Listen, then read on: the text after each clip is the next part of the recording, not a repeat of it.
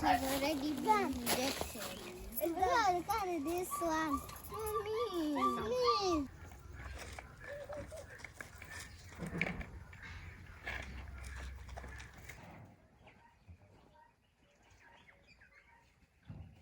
Hey, puppy. Hey, puppy. What if one piece of land could provide food, beauty, income, and peace of mind? Welcome back to Kijani Farmstead, where we are transforming a piece of semi-arid land into beautiful, productive, and climate-resilient farmstead, one project at a time. Today's video is a relaxed tour of what's happening around the farm, from our adorable Boerboel puppies to our poultry, rabbitry, landscaping projects, and even our new fire pit. There's always something exciting happening here. Whether you're planning your own farm, dreaming of moving into the countryside, or simply love nature, this video is for you. Let's get started.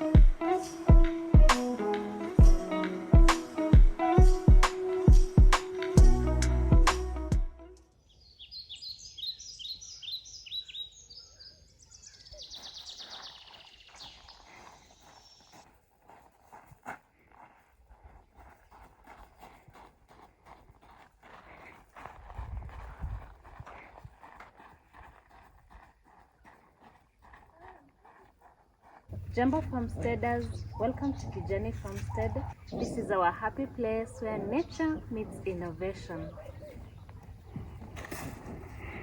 Bye. Molly, how are you? So this time we're giving them the names, and since they all look alike, at the moment it's so difficult to know who is who. But we'll soon get to know at least a mark that differentiates who is who. So that is Mali going away. And we also have a Max. We used to have a dog that was called Max, but we lost it.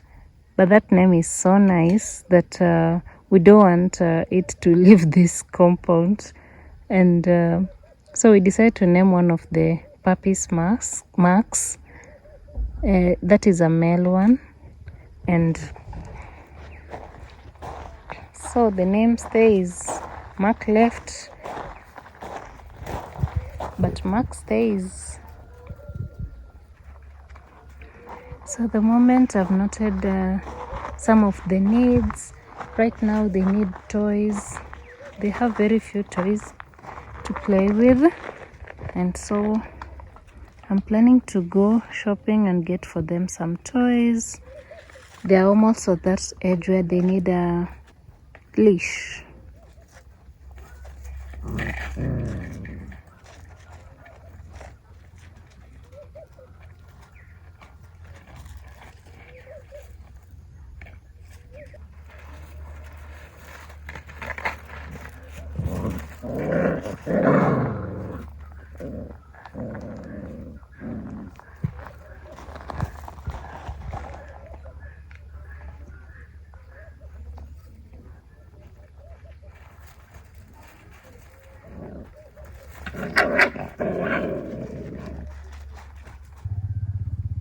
So let me just give you an update of our kennel. We recently got some puppies from Rambo and Ruby, and now the puppies are 11 weeks.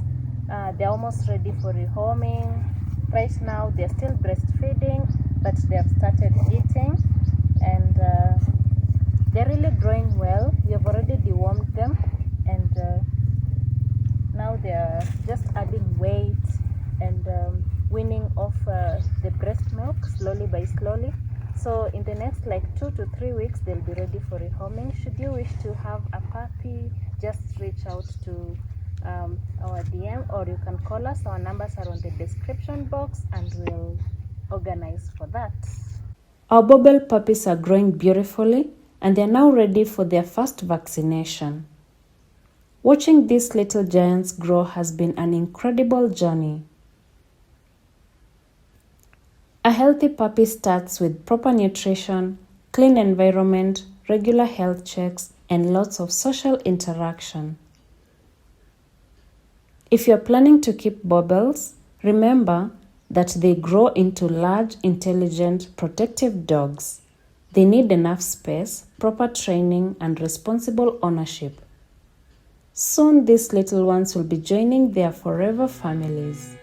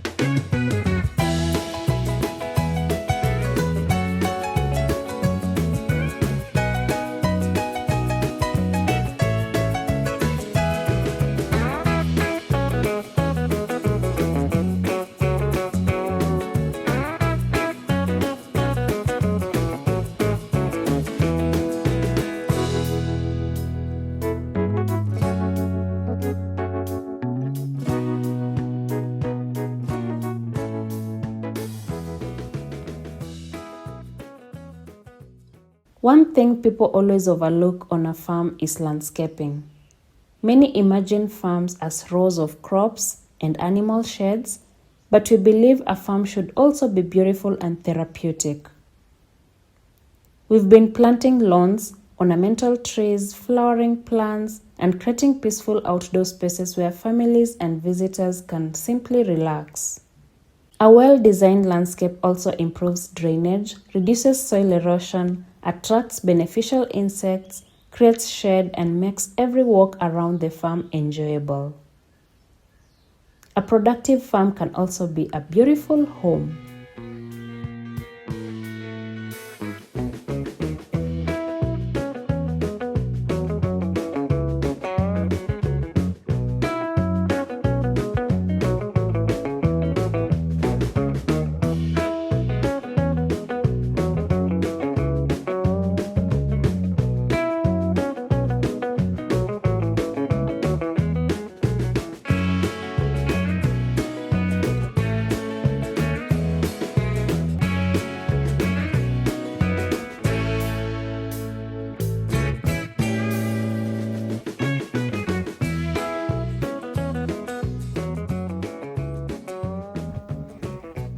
So on this section also I've created this curve over here.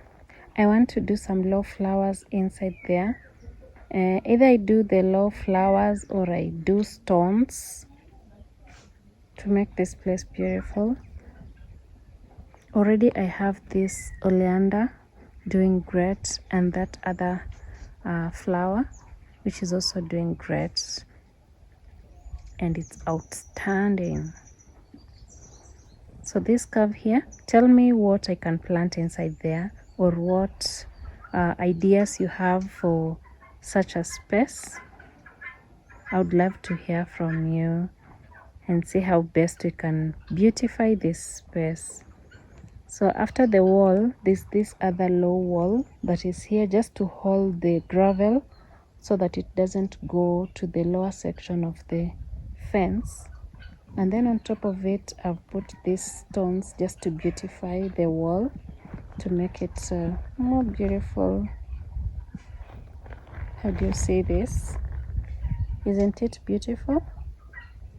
So what I'm going to do on this lower side, you see this is the top part of the wall, and then this downside I'm going to put white stones so that just to bring that distinction. It's going to look like a triangle, just like that. So this one, it goes all the way down.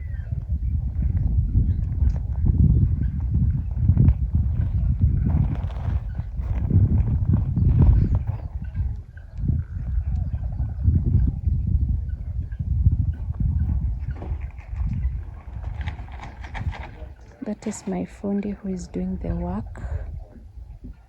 He does quite a good job.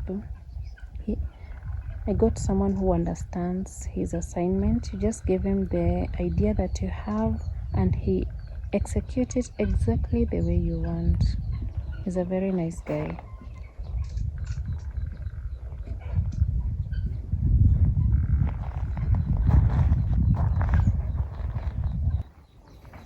So this is still work in progress.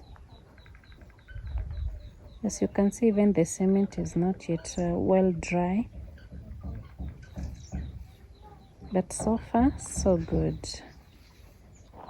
I'm just giving you some ideas on how you can make your space beautiful, not only by using the plants, but also by using other materials, leftover materials. You can repurpose them, like the stones, the gravel, the hardcore.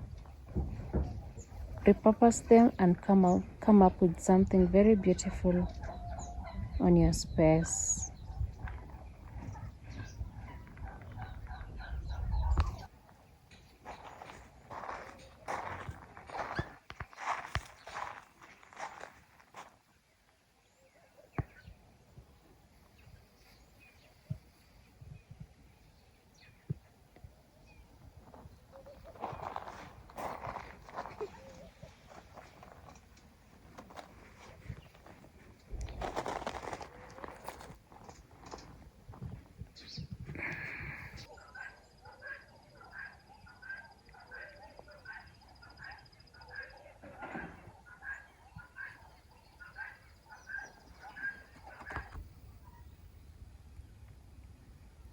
As I told you, Pemba grass never disappoints.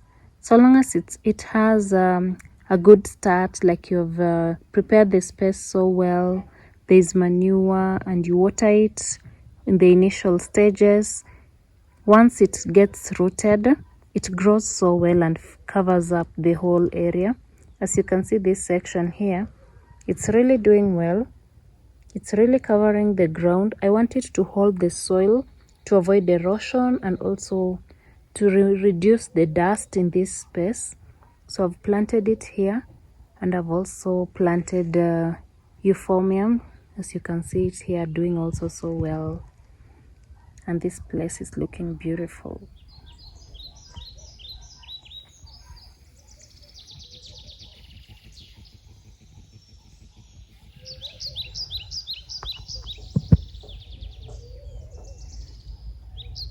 This is the gazebo section. We first had geranium flowers over here. I decided to do a change and did the miniature Orlando. So this is how they look like. Right now they don't have the flowers, but I just like the greenery. They complement so well with this type of flower over here.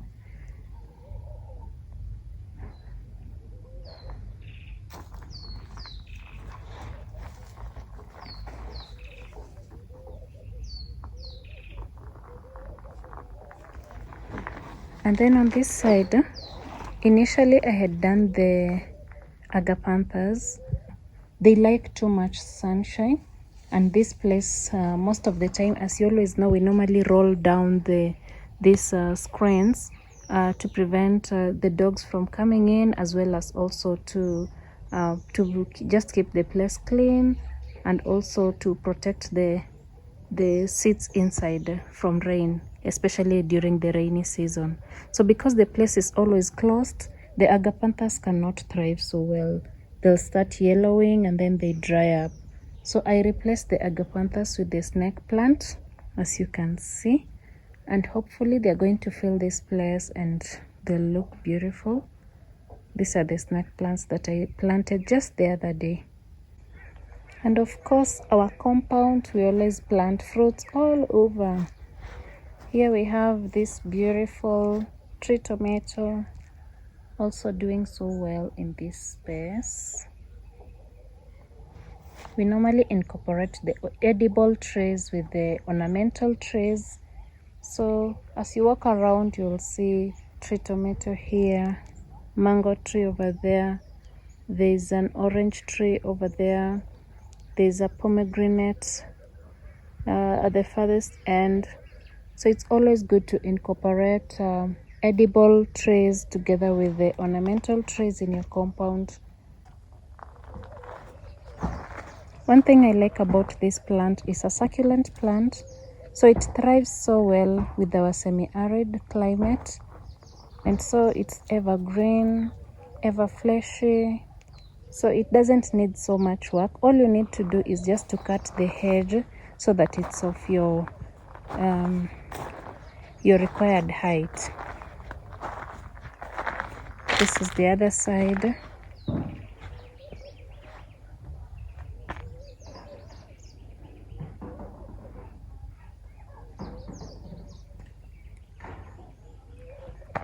It makes this place to look so pretty.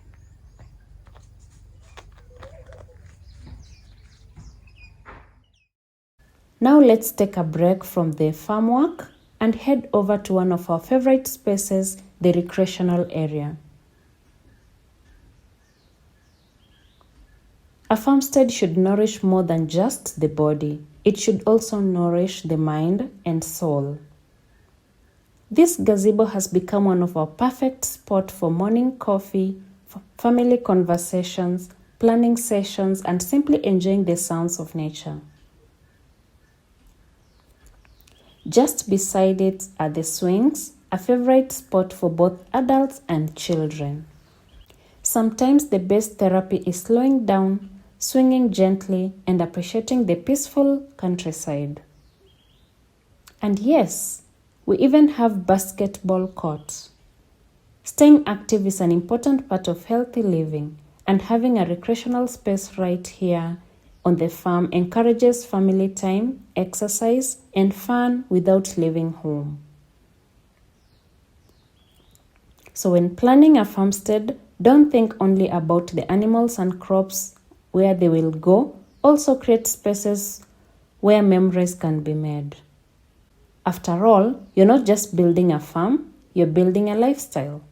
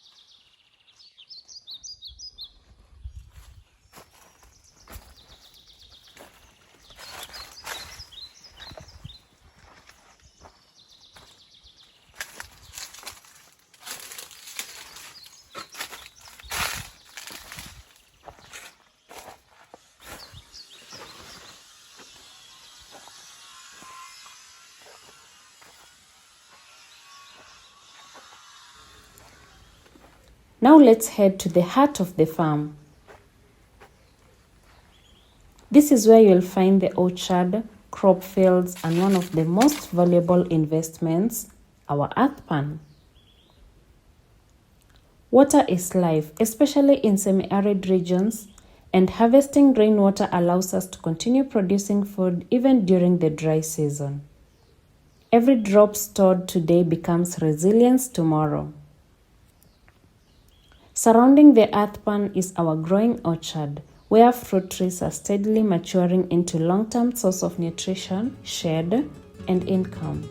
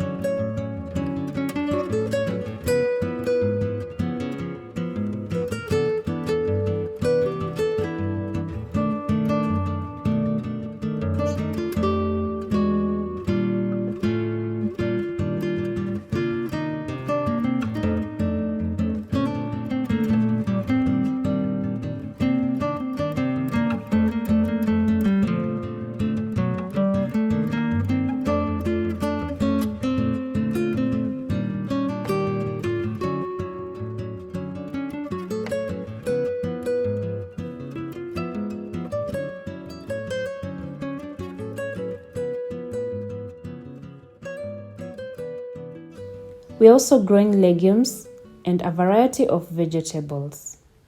Legumes such as beans help improve soil fertility by fixing nitrogen naturally, while vegetables provide fresh, nutritious food for the family throughout the year. Diversification is the secret to a resilient farm. Instead of relying on one single enterprise, we combine trees, crops, livestock, and water harvesting into an integrated system where each component supports the other.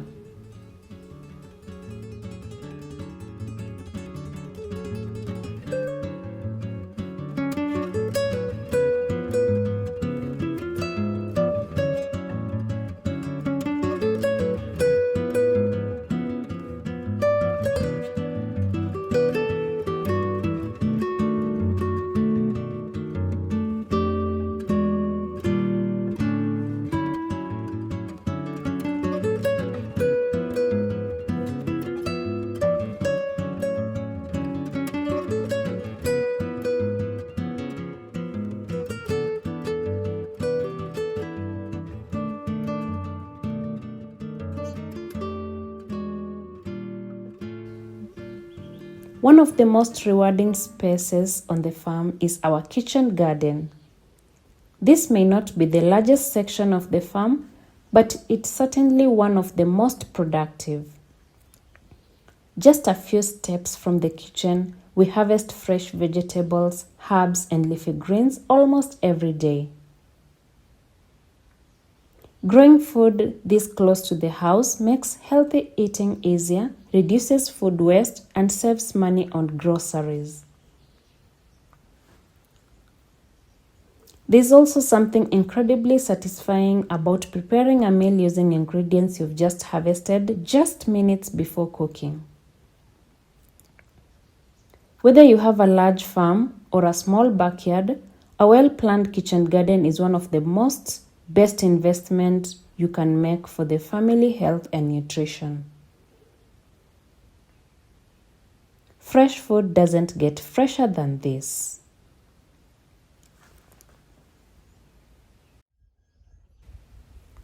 One of our largest additions is this outdoor fire pit.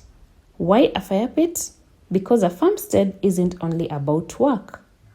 It's about creating spaces where family and friends can gather, share stories, enjoy barbecue evenings, and appreciate nature after a busy day on the farm. Slow living is about intentionally creating moments that matter.